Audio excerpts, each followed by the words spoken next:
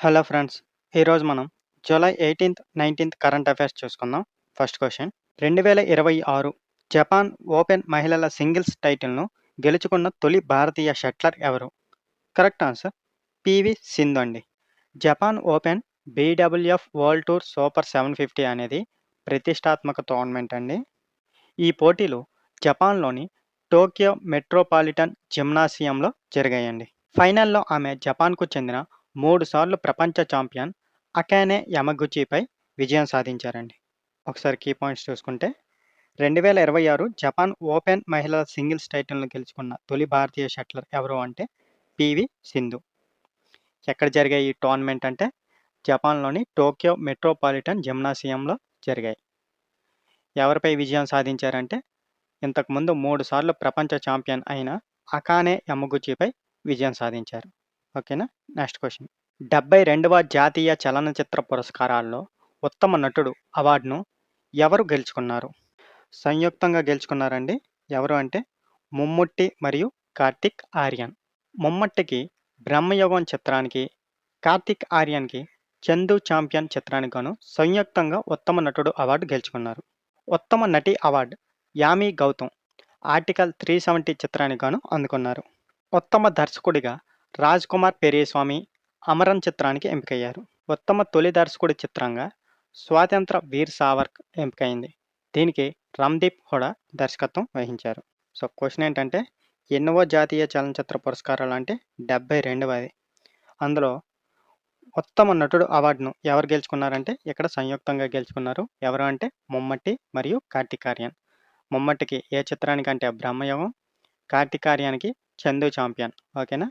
అయితే ఉత్తమ నటి అవార్డుని ఎవరు గెలుచుకున్నారంటే యామి గౌతమ్. చిత్రం ఏంటంటే ఆర్టికల్ 370. ఉత్తమ దర్శకుడిగా ఎవరు గెలుచుకున్నారంటే రాజ్ కుమార్ పెరియస్వామి. చిత్రం ఏంటంటే అమరన్. ఉత్తమ తొలి దర్శకుడి చిత్రంగా ఎవరు గెలుచుకున్నారంటే రామ్దీప్ హుడా.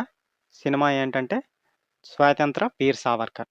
అలాగే మరికొన్ని ఇంపార్టెంట్‌వి చూసుకుంటే మన తెలుగు పరంగా బెస్ట్ తెలుగు ఫిల్మ్‌కి అయితే కమిటీ కుర్రాళ్ళు, బెస్ట్ పాపులర్ ఫిల్మ్ అయితే కల్కి 2898 ఏడి, బెస్ట్ చిల్డ్రన్స్ ఫిల్మ్ అయితే 35 చిన్న కథ కాదు, ఇది కూడా తెలుగు. బెస్ట్ స్క్రీన్ ప్లే అయితే పుష్ప ద రూల్ పార్ట్ 2కి, అలాగే స్వర్గాంధర్వ సుధీర్ ఫడ్కే మరాఠీ, లక్కీ భాస్కర్ తెలుగుకి వచ్చాయండి. బెస్ట్ ప్రొడక్షన్ డిజైన్ అయితే కల్కి 2898 ఏడి, ఇది కూడా తెలుగు. బెస్ట్ కాస్ట్యూమ్ డిజైన్ అయితే Pushpa the rule part 2. Best makeup అయితే కమిటీ కుర్రాళ్ళు. స్పెషల్ మెన్షన్ యాక్టర్ అయితే ధనుష్, కెప్టెన్ మిల్లర్. సో ఇవి కూడా గుర్తుంచుకోండి.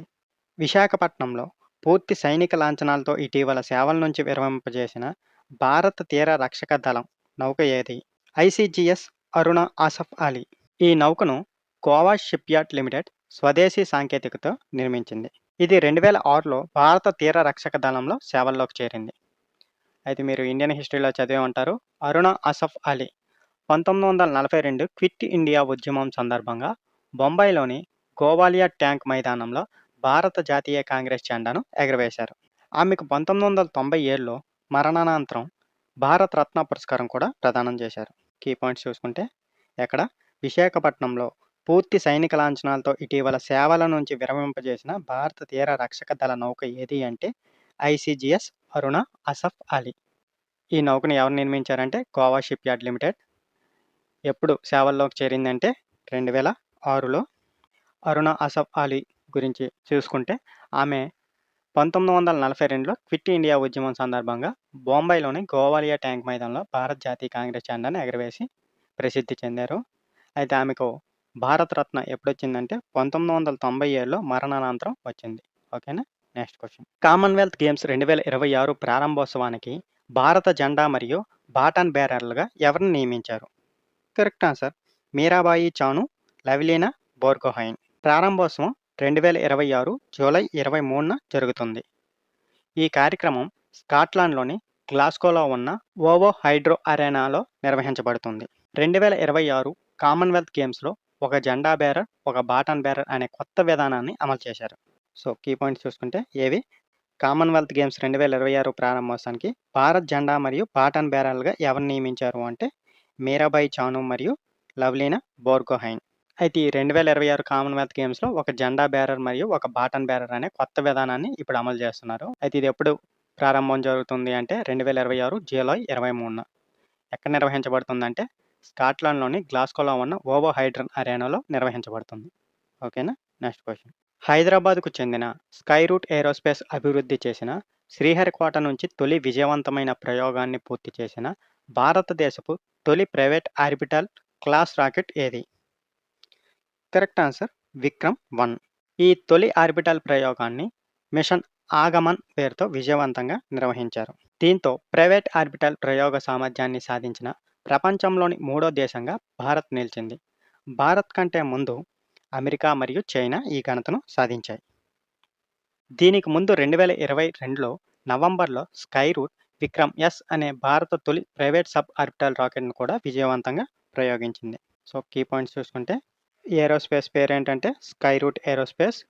ఇది ఎక్కడికి చెందిందంటే హైదరాబాద్‌కు చెందింది.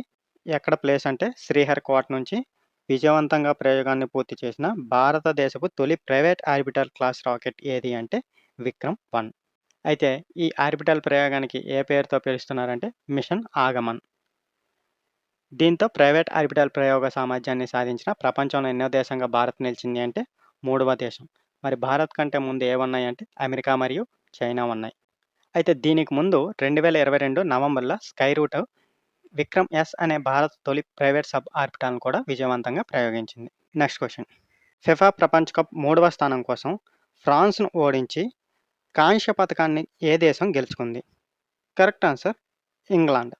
1966లో ప్రపంచ కప్ గెలిచిన తర్వాత పురుషుల ప్రపంచ కప్‌లో ఇంగ్లాండ్‌కు ఇదే అత్యుత్తమ ప్రదర్శన. అయితే స్వర్ణ పతక మ్యాచ్ 2026 జూలై 19న అర్జెంటీనా మరియు స్పెయిన్ జట్ల మధ్య జరుగుతుంది. ప్రస్తుతం టోర్నమెంట్‌లో 10 గోల్స్‌తో కిలియన్ ఎంబాపే గోల్డెన్ బూట్ రేస్‌లో అగ్రస్థానంలో ఉన్నారు.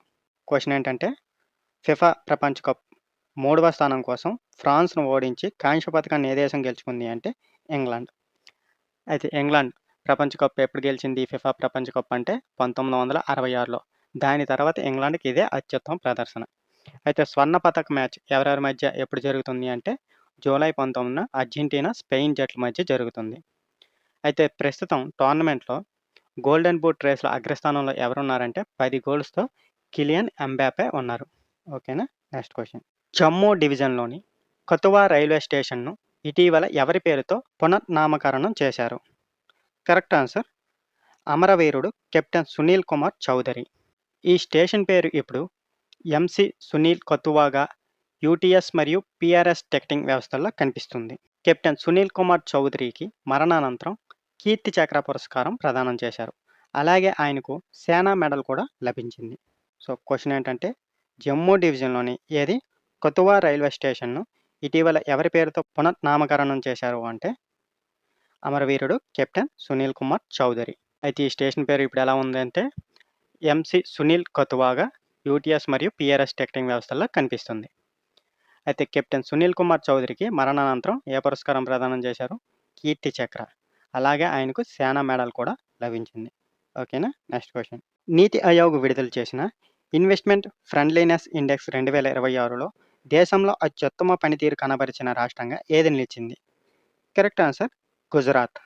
పెద్ద రాష్ట్రాల విభాగంలో గుజరాత్ 56.6 స్కోరుతో మొదటి స్థానం, మహారాష్ట్ర 53.7 స్కోరుతో రెండవ స్థానం, తమిళనాడు 53.3 స్కోరుతో మూడవ స్థానం సాధించాయి. కొండ ప్రాంతాలు మరియు ఈశాన్య రాష్ట్రాల విభాగంలో ఉత్తరాఖండ్ మొదటి స్థానంలో నిలిచింది. పెద్ద రాష్ట్రాల్లో బీహార్ మరియు జార్ఖండ్ చివరి స్థానాల్లో నిలిచాయి. సో, ఒకసారి కీ పాయింట్స్ చూసుకుంటే ఏ సంస్థ నీతి ఆయోగ్ విడుదల చేసిన ఇన్వెస్ట్మెంట్ ఫ్రెండ్లీనెస్ ఇండెక్స్ 2026లో దేశంలో అత్యధిక పనితీరు కనబరిచిన రాష్ట్రంగా ఏది నిలిచింది అంటే గుజరాత్. ఎంత స్కోరు? 56.6 స్కోరుతో మొదటి స్థానం. మరి 2, 3 స్థానాలు ఏమున్నాయంటే రెండవ స్థానం మహారాష్ట్ర 53.7 స్కోరు, మూడవ రాష్ట్రం తమిళనాడు ఉంది 53.3 స్కోరు. అయితే కొండ ప్రాంతాలు మరియు ఈశాన్య రాష్ట్రాల విభాగంలో మొదటి స్థానంలో ఏది నిలిచింది అంటే ఉత్తరాఖండ్. అయితే ఈ పెద్ద రాష్ట్రాల్లో చివరి స్థానాలు ఏవి నిలిచాయంటే బీహార్ మరియు జార్ఖండ్ ఉన్నాయి. ఓకేనా? Next question. భారత వైమానిక దళం పాల్గొననున్న బహుళ దేశాల ఎక్సర్సైజ్ పిచ్ బ్లాక్ 2026 ఏ దేశంలో నిర్వహించబడుతుంది? ఆస్ట్రేలియా. ఈ విన్యాసాలు 2026 జూలై 20 నుంచి ఆగస్టు 7 వరకు జరుగుతాయి. ఈ విన్యాసాల్లో తొలిసారిగా భారత వైమానిక దళం రాఫెల్ యుద్ధ విమానాలను మోహరించనుంది. భారత్ తరపున 4 రాఫెల్ యుద్ధ విమానాలు, 2 C-17 గ్లోబ్ మాస్టర్ రవాణా విమానాలు, అలాగే 120 మందికి పైగా వైమానిక సిబ్బంది పాల్గొంటున్నారు. ఈ విన్యాసాల్లో సుమారు 20 దేశాలు పాల్గొంటాయి. కీ పాయింట్స్ చూసుకుంటే భారత వైమానిక దళం పాల్గొననున్న బహుళ దేశాల ఎక్సర్సైజ్ పిచ్ బ్లాక్ 2026 ఏ దేశంలో నిర్వహించబడుతుంది అంటే ఆస్ట్రేలియా. అయితే ఎప్పటి నుంచి ఇవి జరుగుతున్నాయి అంటే జూలై 20 నుంచి ఆగస్టు 7 వరకు జరుగుతాయి. అయితే ఈ విన్యాసాల్లో తొలిసారిగా భారత వైమానిక దళం రాఫెల్ యుద్ధ విమానాలను మోహరించనుంది. ఎన్ని రాఫెల్ యుద్ధ విమానాలు అంటే 4, 2 C-12 గ్లోబ్ మాస్టర్ రవాణా విమానాలు, అలాగే 120 మందికి పైగా వైమానిక సిబ్బంది పాల్గొంటున్నారు. అయితే మొత్తంగా ఎన్ని దేశాలు పాల్గొంటున్నాయి అంటే 20 దేశాలు. ఓకేనా? Next question. క్రికెట్ చరిత్రలో అత్యుత్తమ ఆటగాళ్లలో ఒకరిగా గుర్తింపు పొందిన 89 ఏళ్ల వయసులో ఇటీవల మరణించిన వెస్టిండీస్ దిగ్గజ ఆల్రౌండర్ ఎవరు? Sir Garfield Sobers. ఒకే ఓవర్లో 6 సిక్సర్లు కొట్టిన తొలి ఆటగాడిగా ఆయన చరిత్ర సృష్టించారండి. 2000 సంవత్సరంలో ఆయన్ను విస్డెన్ 5 క్రికెటర్స్ ఆఫ్ ది సెంచరీలో ఒకరిగా ఎంపిక చేశారండి. 1975లో క్రికెట్కు చేసిన సేవలకు గుర్తింపుగా నైట్హుడ్ గౌరవాన్ని అందుకున్నారండి. 2009లో ఆయనకు ఐసీసీ హాల్ ఆఫ్ ఫేమ్లో చోటు లభించిందండి. సో క్వశ్చన్ ఏంటంటే క్రికెట్ చరిత్రలో అత్యుత్తమ ఆటగాళ్లలో ఒకరిగా గుర్తింపు పొందిన ఎంత వయసు? 89 ఏళ్ల వయసులో మరణించిన వెస్టిండీస్ దిగ్గజ ఆల్రౌండర్ ఎవరు అంటే సర్ గార్ఫీల్డ్ సోబర్స్. అయితే ఆయన ఒకే ఓవర్లో 6 సిక్సర్లు కొట్టిన తొలి ఆటగాడిగా ఆయన అప్పుడు చరిత్ర సృష్టించారు. అయితే ఆయన్ను విస్డెన్ 5 క్రికెటర్స్ ఆఫ్ ది సెంచరీలో ఒకటిగా ఎంపిక చేశారు. ఏ సంవత్సరంలో అంటే 2000 సంవత్సరంలో. అయితే ఆయనకు నైట్హుడ్ గౌరవాన్ని ఎప్పుడు అందుకున్నారు అంటే 1975లో. ఐసీసీ హాల్ ఆఫ్ ఫేమ్లో ఎప్పుడు చోటు లభించిందంటే 2009లో. ఓకేనా? Next question. Quiz of the day అండి. మనం ఆల్రెడీ క్వశ్చన్ అండ్ ఎక్స్ప్లెనేషన్లో దీని గురించి చెప్పాను. మీకు ఆన్సర్ గుర్తుంటే కింద కామెంట్లో తెలియజేయండి. అరుణ ఆసఫ్ అలీ బొంబాయిలోని గోవాలియా ట్యాంక్ మైదానంలో భారత జాతీయ కాంగ్రెస్ జెండాను ఏ ఉద్యమం సందర్భంగా ఎగురవేశారు? మీకు కరెక్ట్ ఆన్సర్ తెలిస్తే కింద కామెంట్ రూపంలో తెలియజేయండి. ఈ వీడియో ఉపయోగపడితే లైక్ చేయండి. అలాగే అవసరం అనుకున్న వాళ్ళకి షేర్ చేయండి. ఇలాంటి కరెంట్ అఫైర్స్ కోసం ఈ ఛానల్ని సబ్స్క్రైబ్ చేయండి. Thank you for watching.